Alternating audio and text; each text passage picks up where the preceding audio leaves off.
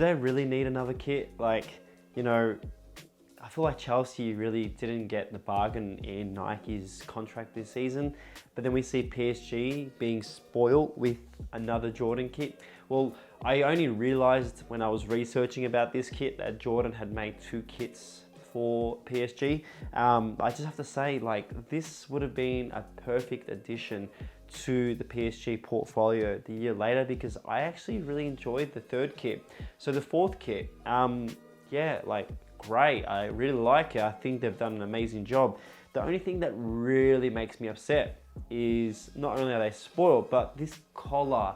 Like, actually check it out. Go on Nike, go on the PSG website, check out the kids versions or the infant versions. They got a really nice circular collar, and I think it makes this kit, you know, actually work. But I only found out that this is a hybrid collar that it's called a point of view Jordan, where it's a crew neck and a V-neck hybrid together, and I think Jordan's claimed it.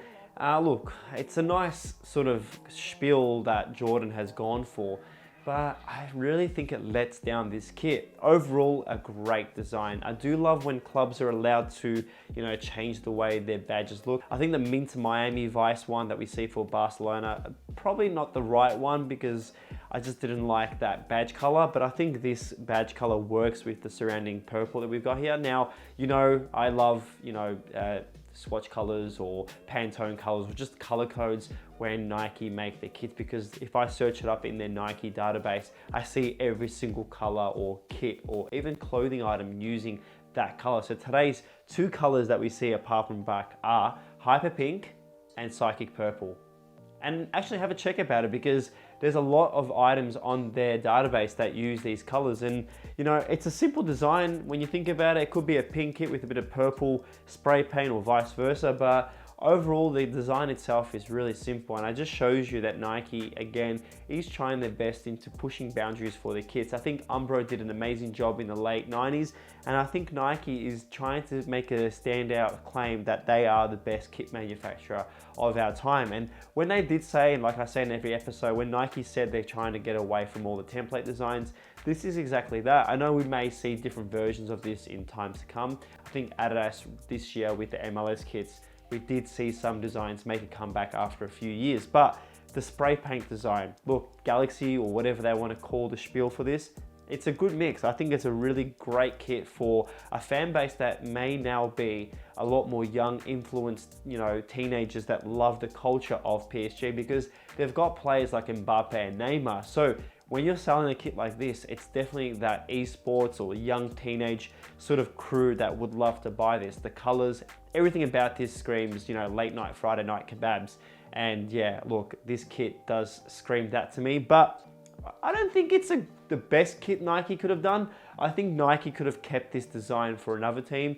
If we see this in blue and red, it would have been the perfect away kit for maybe Chelsea instead of the striped Chelsea Crystal Palace design they had.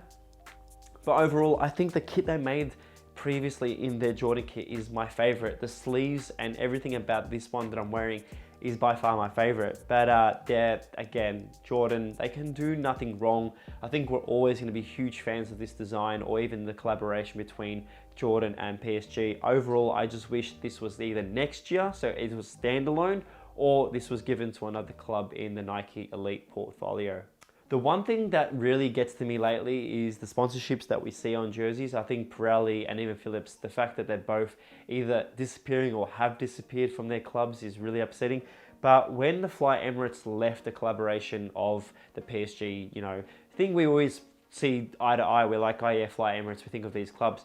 But I think that Accor Hotels sponsorship is really making me, you know, connect with the club now. I don't mind it. The fact that they've gone for the black in this is really nice. I would have hated it if they went white, but the black does tie into all the little parts, and this wouldn't be a 2020 kit without the iconic Nike Thunderbolt or Zaz design here on the side, and on each side it does say Paris Saint-Germain. I do love this kit for that approach, because I think it still ties into every other kit. Now, this wouldn't have been a 2020 kit without the little addition to the kit's side. Now, when we look at past kits and we try to distinguish the Total 90 era, we can tell that apart from the 90 on the back of the net, we had the similar material used or just the similar design that we see on some of the international kits.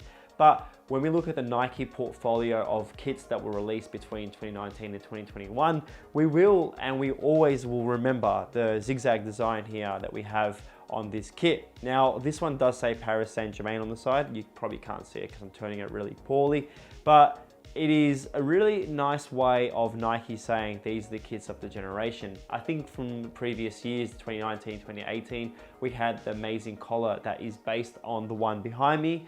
But what do you think of 2021 onwards? Do you think Nike is still going to try implement these small little design elements to kits that when we look back, we can see and distinguish what generation they're from? I think it's a great way of manufacturers putting their little timestamp on jerseys from the future generations. But I think in the past, we sort of see that with Umbro, because when you look at an Umbro kit, you can see the design elements that we're like, yes, this is why we liked Umbro of the 90s.